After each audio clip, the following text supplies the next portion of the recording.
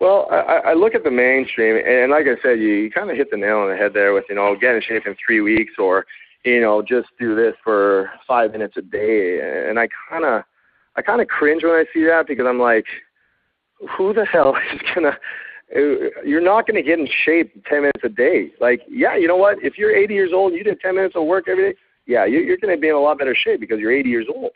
But people understand that they don't have to spend 2 hours in the gym. Yeah, you can take that half hour and get there. Like, I do half-hour sessions a lot myself, because those are very, very high-intensity sessions. But I mean, like I said, I do a lot of different types of training. What I'm seeing now in the industry is just, and that'll never die, is either a lot of gadgets and gizmos. I mean, people obviously are, in my perspective, as human beings, we're kind of naturally lazy, so we want to find the quickest and most effective way. So whether it be that pill, that gadget, that gizmo, whatever we find, we're going to do it. We're going to spend that money because we don't want to put in the effort. We don't want to put in the hard work to get where we want to be. So the one thing I've seen a lot of is obviously the you look at like the P90X, Insanity, the whole kind of thing. They're great. Don't get me wrong. They're awesome. But like I said, there's only a certain type of person that can really push themselves through that 90 days of training, or that 60 days of training, and get the amazing results, right? I mean, a lot of people have got them, but there's so many people that just can't. They don't get those results because they can't push themselves, because they don't get that drive that they need. And that's where a lot of, you look at styles of like boot camp training.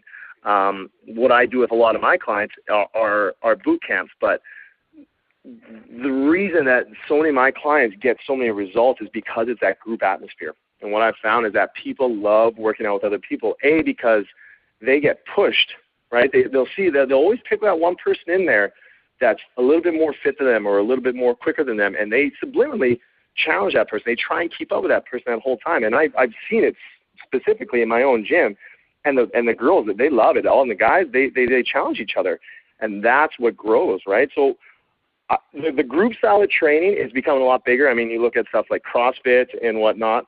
It's group atmosphere, and people really do love that group atmosphere. So I think that's a really a big change in what's going on now in the industry, is that group style training, because people, they feed off each other, whereas, you're training kind of yourself, or just, you're just going in the gym, it gets kind of boring. And that's why a lot of people, they either do 50% of their workload because they're just bored. So, people are still wanting that quick, easy fix with all the gadgets and gizmos, but I'm finding the more mainstream of things is that kind of that group style training, which is great, because I mean, people, they build relationships, they build great friendships, and they push each other. So. Yeah, I completely agree that group training is the best place for somebody to start, especially as a beginner, because you're just totally right. They really motivate each other. They get the best results when they're working out in a group like that. Well, your nutrition kind of flies in the face of contemporary wisdom as well, Adam. So, the mainstream's telling us to count our calories and drink low-fat milk and all this stuff. So why don't you tell us a little bit about your approach with nutrition and kind of dig in there? Well, one of my biggest points of the nutrition is that dairy-free style of nutrition. It's been, people really they really don't understand. Well, again, a lot of what they're consuming, they don't understand what's going in their body. They just kind of eat whatever they've been told. But like I said, my standpoint now is living that dairy-free lifestyle. People just don't really get what's in cow's milk that's going into our bodies. You look at, especially in the States, it's a big problem, is where a lot of these cows are getting synthetic hormones pumped into their bodies to increase lactation in the cow. Now, what that's doing is that you're pumping these synthetic hormones into these cows, right? And that's actually increasing the cow's insulin growth-like factors, now which is passed into the milk, which is now consumed by us. Now, what's happening is that these high levels of this insulin growth-like factor is that it's linked to cell division growth, which is obviously causes cancer cells to grow. And people are ingesting this at a great standard. And I mean, that's one thing. And people got to realize that, the more this milk protein that we're putting into our body, the higher acidic rate our body gets. So actually what's happening with a lot of people is that they're like, well, I'm getting great, my calcium, my vitamin D, everything from milk, which is ridiculous because actually milk is probably one of the worst way to get your calcium. It's actually got some of the lowest absorption rate in the body. And not only that, is that you look at North Americans, we consume the highest amount of dairy in the world. We have the highest level of osteoporosis. Now, people are telling us, they're like, well, the more milk you drink, the stronger your bones are supposed to be. I was like, no, that's not true. There's a reason why we have the highest rate of osteoporosis, because what happens is that milk is such a high acidic level that it's actually, research has proven that it's actually taking calcium away from the body.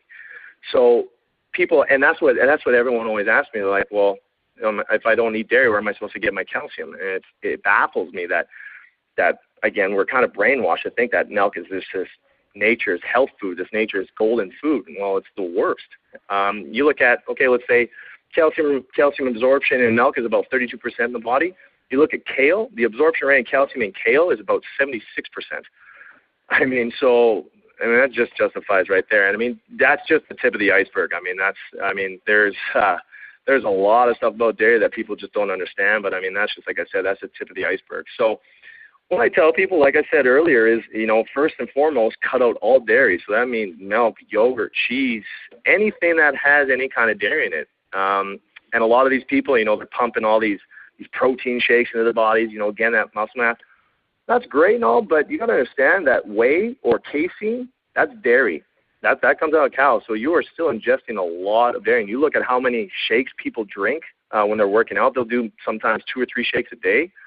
You are just massively ingesting your body with all this dairy that's just doing more damage than it is actually doing good.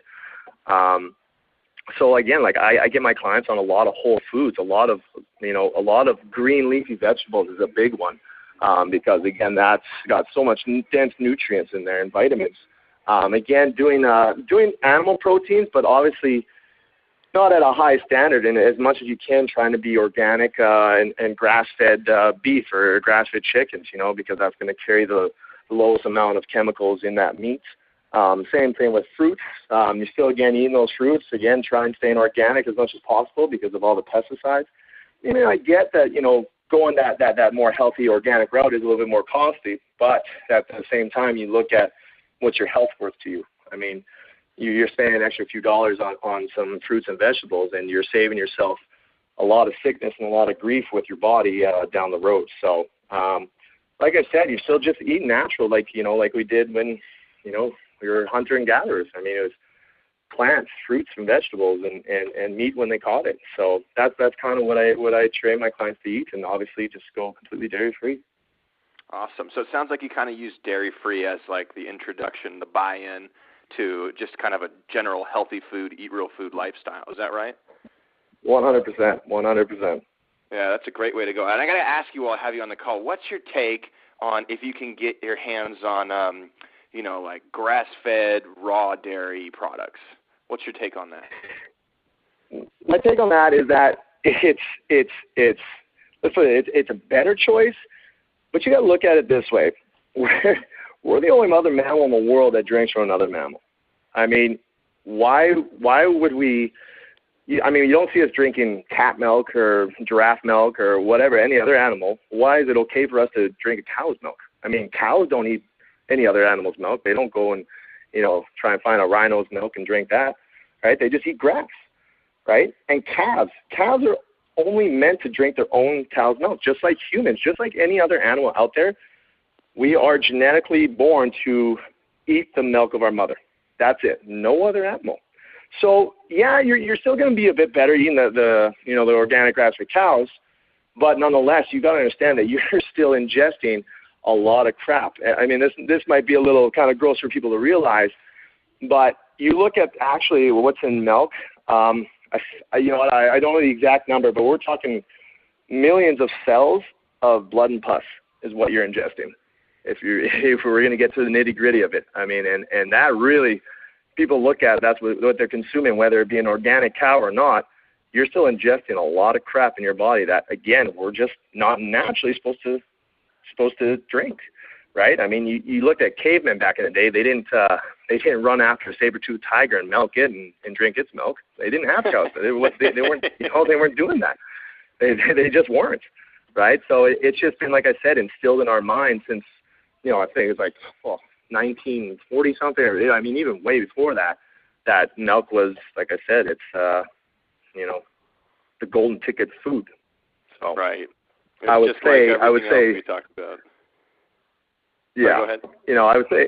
I would just say, it doesn't, like, just because it says organic doesn't mean it's good for you. There's a lot of stuff that's organic out there that's still not good for you. I mean, there's organic ice cream. Okay, well, yeah, it's great. There's, like I said, there's coconut ice cream and almond ice cream that doesn't have dairy in it, but still got a lot of sugar in it, right? I mean, and sugar is still not good for you. So don't just think just because it's organic, it's super healthy and eat, 5 pounds of it. You're still going to get fat. It's still got sugar. So just be wary about that. Yeah, that's great. It kind of flies in the face of the mainstream, as well, just because they're selling their milk as like the health food, and they're selling their gadgets as the panacea of losing weight. It just never ceases to amaze me what people believe these days, right? No, we're very easily persuaded to think whatever is kind of put in through us through media or whatever. Sure.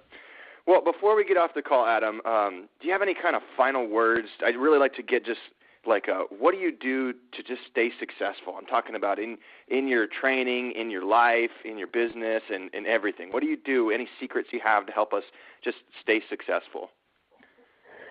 Staying successful, whether it be, in life, business, health, doesn't matter what it is you just have to be sure of why you're doing things, all right? I mean, the biggest thing that people just they just don't do is they don't value what they're doing. You don't put value in what you're doing and what you love, you're not going to be successful in it because you're not going to enjoy it. I mean, you look at people with their workouts. They're bored and they're tired of the workouts. Then change it up. There's a reason you're bored. Do something different. Find something that you like that's healthy.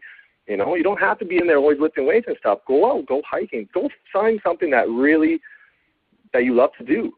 With business, it's the same thing. You see so many people in these dead-end jobs just because it's a steady paycheck. I understand that. I get that people want to provide for the family. But while you're doing this job, find something else that you love and then exchange it. Once you got things set in motion, exchange that. Because your life, whatever you believe, let's just say right now we have one life to live. So why value doing something you don't love doing, right? Value everything you're doing in life. And the best tip I can tell people is read. Just read. I mean, I read tons of different books. I read so many different training books, books on business, books on life, books on changing. You read. Just power that mind through reading because, again, you will find if you can take one tidbit out of every book and apply that into your life that changes it, then that book's worth that $15, $20, right? I don't care if it's 300 pages and you take one sentence out. That one sentence changes something that you do that makes your life that much better, then that book is worth $1 million. I mean, people just have to value their life, whether it be valuing their business or their health or whatever. Value it. Make sure that you love what you're doing and make sure that you're just always doing that. Because if you don't, you're going to be miserable and you're just wasting your life. Awesome words of wisdom, Adam. Well, I really appreciate you being on the call today, and I know our listeners are going to dig everything you just said, especially about the whys and the success and the mindset and everything. So thank you so much for coming on the call. Oh, much appreciated, man. I enjoyed it.